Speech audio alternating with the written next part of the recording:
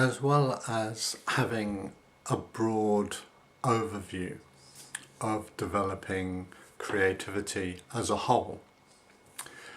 Within the mentoring, I also work on particular projects with artists and musicians and creative people.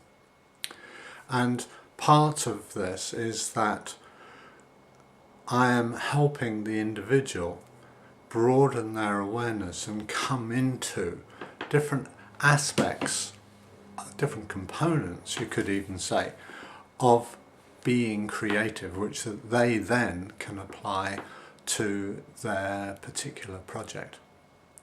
So, for example, imagination is very important. And there are ways sometimes in which artists are actually not so in touch with their imagination as they need to be for a particular project. So within the mentoring sessions, I'll actually help that person to exercise their imagination and integrate that imaginal faculty into their work.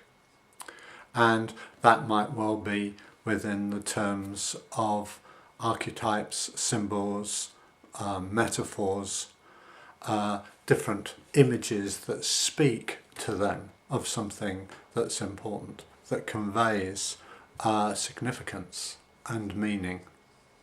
And this relationship between the imagination and truth, I think, is very important, and it's something that I draw out in my one-to-one sessions. Imagination, I think, is not only just having fresh new ideas, but it's a way of connecting with an aspect of oneself that can also very clearly relate to something as it is. So, for example, you can have a sense of, you can have ideas about how you are in your artistic project. You might think, well, all my ideas are running smoothly, I'm generally sparky, but occasionally I get a sort of mental block and I can't think. An imaginal way of relating to the same thing is to take a metaphor and to relate to your actual experience through the metaphor. So a good example of this is using the metaphor of water. So you can have the question in your mind, well, if my engagement with this project is like water, what kind of water is it like? And as you sort of bring the project to mind, you have this sense of water, yourself as water. And all kinds of images or sense or qualities of water will emerge, but they actually very often are expressions of what is going on, how you are. There might, for example, be a sense, well, there's a broad river, but within that broad river there are little tributaries that go off and get lost.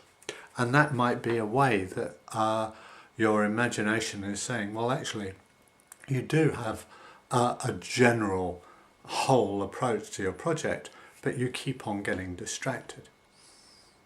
Or there might be little whirlpools within the river, areas which just go round and round. They don't sort of flow in the whole thing, and they're not contributing to the flow of the whole thing.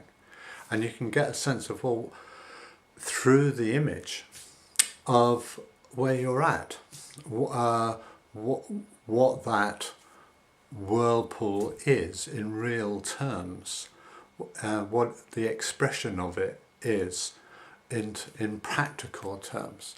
And then you can start to make a more kind of rational understanding of that process. So this relationship between the imaginal faculty and and thinking faculty, I think, is really important in the whole creative process. And some people, of course, have more strength in thinking, more in imagination, and there needs to be a relationship. There needs to be an interconnectedness between these two major faculties. Of course, a third faculty that is very important is the sort of practical, sensual pragmatism, you could say, the ability to make things happen and work.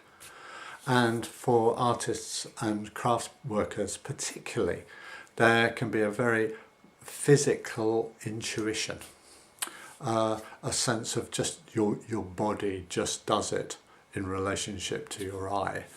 And this is very, very important, but it can be augmented by the imagination and a useful thinking process. So by entering into one of these major faculties, the practical, the thinking and the imagination, and finding out how they relate, if they relate, and how to strengthen or augment the relationship between these major faculties, creativity is enhanced in the actual project.